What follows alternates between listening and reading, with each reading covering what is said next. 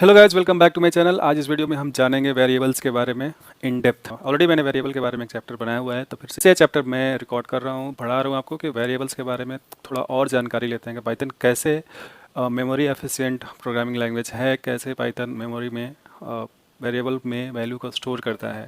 Okay, कैसे हम ये बोल सकते हैं कि पाइथन यस मेमोरी सेव करता है जब हम बात करते हैं डेटा को सेव करने के in terms of memory consumptions.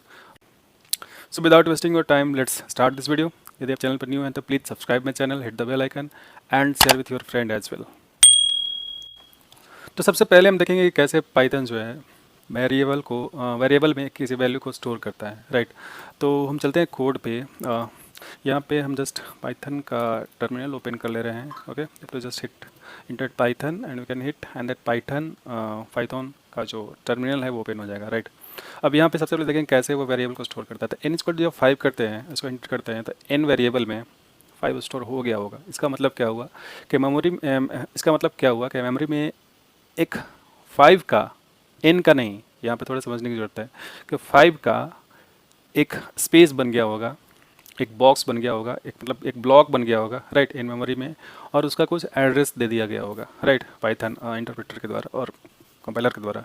तो उस एड्रेस को हम जानेंगे कैसे।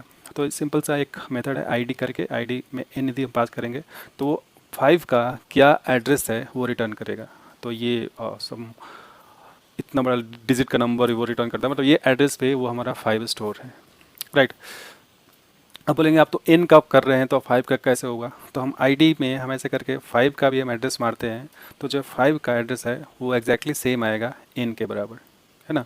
तो हम बात करते हैं 5 का, मतलब कि ऑब्जेक्ट का। अब ऑब्जेक्ट क्या होता है ये सब आगे हम आने वाले एडवांस पाइथन में पढ़ने वाले हैं, ऑब्जेक्ट ओरिएंटेड प्रोग्रामिंग। बट इतना पहले अभी जान लीजिए कि पाइथन में सब कुछ ऑब्जेक्ट होता है।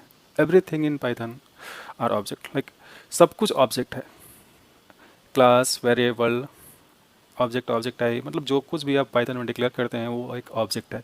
Even function in Python are treated as an object, वो हम बात के चैप्टर में देखेंगे। तो ये हो गया कि कैसे स्टोर करता है। एक बॉक्स है उसमें 5 स्टोर कर दिया, राइट, एंड जो एन वेरिएबल है उसको उससे रेफरेंस कर दिया, राइट। तो वो हो गया कैसे स्टोर करता है। अब सपोज हमारा एक वेरिएबल एम है, उसमें हम एन को डाल देते हैं, ठीक है। तो अब क्या होगा, अब क्या एन और एम दोनों के लिए अलग अलग ब्लॉक बना होगा क्या। मतलब एम जाहिर सी बात है, अभी अब एम को प्रिंट कराएंगे तो इसमें भी हमारा 5 मिलने वाला है। तो क्या एम के लिए एक अलग ब्लॉक बनेगा? नहीं, इन पाइथन वो क्या करेगा कि एम को भी उसी 5 वाले ऑब्जेक्ट से जो ब्लॉक है उससे रेफर कर देगा, राइट। अब उसका प्रूफ कैसे करेंगे हम। प्रूफ ये है, जब आईडी करके आप एम मारेंगे तो ये भी सेम एड्रेस रिटर्न करेगा जो हमारा एन के लिए रिटर्न किया था। आप देख सकते हैं ये जो एड्रेस है और ये जो एड्रेस है ये सेम है, राइट। तो इसलिए हम बोल सकते हैं कि पाइथन जो है मेमोरी एफिशिएंट है, मतलब ज़्यादा मेमोरी वेस्ट नहीं करते। जिस सेम वैल्यू को स्टोर करना है आपको, तो वो वैल्यू को एक ऑब्जेक्ट बना लेता है वो, और वो ऑब्जेक्ट को सबको रेफर कर देता है, चाहे आप कितने भी वेरिएबल में उसको यूज़ करें, राइट। अब सपोज एक और वेरिएबल बना लेते हैं हम एल करके, और एल में हम 5 डालते हैं, राइट। तो ये 5 जो है, पहले पाइथन जो है देखेगा कि 5 ऑब्जेक्ट ऑलरेडी कहीं पे है कि नहीं मेमोरी में। यदि ऑलरेडी है तो बस ये एल को उससे रेफर कर देगा, राइट। अब जैसे आप एल मार के इंटर करते हैं, एल का वैल्यू 5 आ गया होगा, एल का वैल्यू 5 आ गया, और आईडी करें में हम एल को डालें तो इसका भी एड्रेस सेम रहा होगा, राइट। आप देख सकते हैं एम का वैल्यू, एन का वैल्यू, एम का एड्रेस, एन का एड्रेस, एल का address it's exactly same as the address of 5। Okay, तो आप देख सकते हैं कि एक 5 का ब्लॉक है, एक एड्रेस है मेमोरी में, एक एड्रेस है, मेमोरी एड्रेस है, उसी ब्लॉक को सबको रेफर कर रहा है, चाहे वो एम हो, एन हो, एल हो, या काउंटलेस वेरिएबल हो, कुछ भी हो, राइट। तो ये हो गया हमारा कि अब पाइथन जो है मेमोरी एफिशिएंट है। ओके, अब नेक्स्ट क्या आता है। नेक्स्ट हम देखेंगे कि एन में, एम में, सपोज एन में हम कुछ और डाल देते हैं, एन में हम डाल देते हैं 10। ओके, तो अब क्या हुआ होगा, राइट। अब भी हम क्या आईडी देने पे एन का जो पहले जो था एड्रेस वही आया होगा, राइट। नहीं, अभी जो एन का एड्रेस है वो चेंज हो गया होगा। मैंने क्या बोला था कि इसमें जो वैल्यू है उसको एड्रेस प्रोवाइड कराता है, उसको एक ऑब्जेक्ट जैसा ट्रीट करता है पाइथन, मतलब वेरिएबल को ये कुछ मैटर नहीं करता।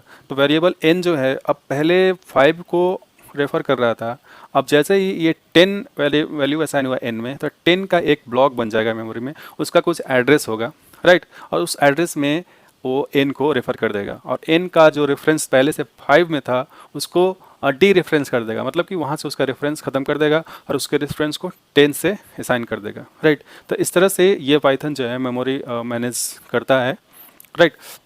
हम मेमोरी मैनेजमेंट के क्लास में और देखेंगे कैसे पाइथन जो है मेमोरी को मैनेज करता है, और इसमें बहुत सारा चीज़ है। अब देखो n में हम 10 डाल दिए तो 5 से n का रेफरेंस हट गया।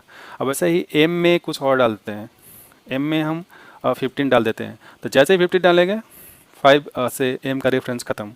अब ऐसे id करके आप देख लीजिए, तो id m का भी अब चेंज हो गया होगा, राइट। अब वैसे ही l में हम 20 डाल देते हैं, तो l id जो है l का वो भी चेंज हो गया होगा। अब m n और l तीनों जो है 5 से 5 को रेफर नहीं कर रहे हैं, मतलब 5 जो ऑब्जेक्ट है 5 मेमोरी में, उससे अब कोई भी रेफरेंस नहीं है, कोई भी वेरिएबल का कोई रेफरेंस नहीं है, मतलब कि वो ऑब्जेक्ट जो हो गया ये यूजलेस हो गया, उसका कोई यूज़ नहीं हो रहा है कहीं पे। तो उस केस में हमारा इंट्रोड्यूस होता है garbage collector in Python. Yes, Python में भी गार्बेज कलेक्टर है like any other programming language. अब जैसे ही गार्बेज कलेक्टर देखता है कि ये वेरिएबल, ये ऑब्जेक्ट जो है मतलब 5 अब किसी को रेफर नहीं कर रहा है, अभी आप देखेंगे कि आईडी ऑफ 5 ये स्टिल एग्जिस्ट करता होगा, मतलब कहीं ना कहीं वो सेम 19120 आप देख सकते हैं कि पहले जो था, तो वो अभी भी एग्जिस्ट कर रहा है, मतलब ये एड्रेस अभी भी ब्लॉक करके रखा हुआ है, बट उसका कोई यूज है नहीं। तो क्या करेंगे इस केस में, बोलते हैं कि ये जो ऑब्जेक्ट है वो गार्बेज कलेक्टर के लिए रेडी है, मतलब उस टाइम गार्बेज कलेक्टर आएगा और उसको उस मेमोरी को क्लीन कर देगा, राइट। उस मेमोरी को एकदम क्लीन करेगा, इरेज कर देगा उस वैल्यू को, और वो मेमोरी फिर से दूसरे वैल्यू के लिए, दूसरे ऑब्जेक्ट के लिए अवेलेबल हो जाएगा। ओके, तो ये था पाइथन में behind the seen under the hood कि कैसे वेरिएबल स्टोर होता है पाइथन में। एंड एक चीज़ और कि पाइथन में यदि हम कांस्टेंट को स्टोर करना चाहते हैं तो लाइक अदर प्रोग्रामिंग लैंग्वेज इसमें भी हम कर सकते हैं, बट इन पाइथन ये कोई स्ट्रिक्ट रूल नहीं है कि यदि आप कोई कांस्टेंट वेरिएबल डिक्लेयर किए तो उसको आप फिर चेंज नहीं कर सकते हैं, ये पाइथन में जरूरी नहीं है। पाइथन का जो कांस्टेंट वेरिएबल है आप चेंज कर सकते हैं, but that is not recommended. Okay, ये कन्वेंशंस रहता है कि हम जो भी कांस्टेंट बना रहे हैं उसको आपको चेंज नहीं करना।